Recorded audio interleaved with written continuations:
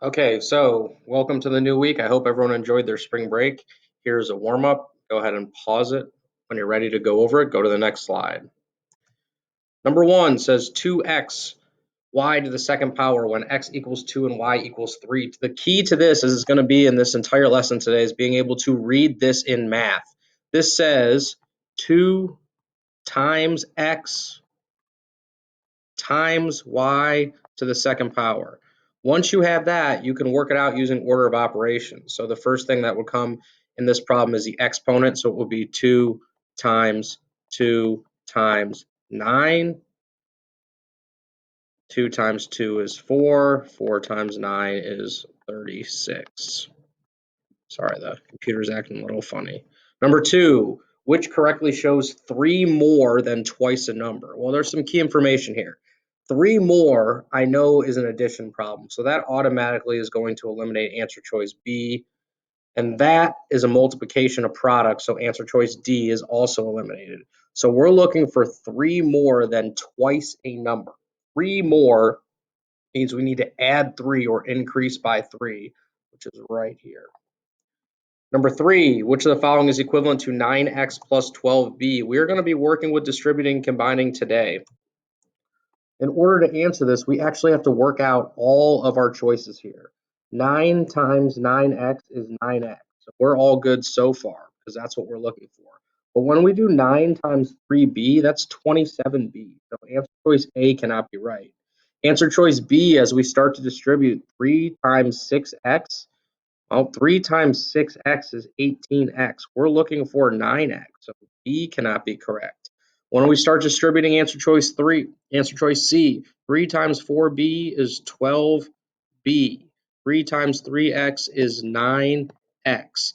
And even though the order is different, we have the b first and then the x second, this is equivalent or the same to answer choice C. And number four says determine the area of the shaded region of the figure. When I look at that, the shaded region is a triangle. And in order to find the area of a triangle, we use the formula area equals 1/2 times base times height. And in this case, the base and height of the triangle are 6 and 3. So we literally do 1/2 times 6 times 3. And if you had a calculator without a fraction button, you could type in 0.5. Or you can just think, okay, 6 times 3 is 18. Half of 18 is 9. So the area is 9 square inches.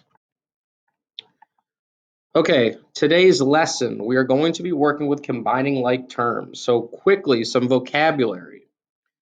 In an algebraic expression, which is what you have here, there's a couple different pieces to it. The variables are all of the unknowns. They are the letters. So x is a variable and y is a variable. The coefficient is the number that is attached to the variable. It's with the variable. 4 is the coefficient with x. 5 is the coefficient with y. And the constant is just a number. So that's actually mislabeled there. That should not be a coefficient because there's no variable with it. That is actually the constant. In this problem, -12 is the constant. So if you want to pause this and put it into your notes, you can before we go on to the next slide. Okay, when you simplify, what we are trying to do is put the like terms together. In my first example, I see that there are a couple different variables. We have A's and B's, and what we've done is I've put a red underline under my A's, and I put kind of this dotted hashed line under my B's. This is really important because it helps us to combine these.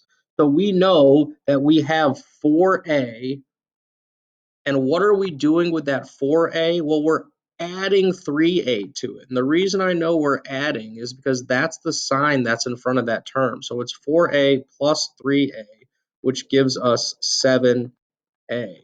When I combine my B's, I have 6B, and I'm taking away 5B. How do I know? Because that's the sign that's in front of that second term.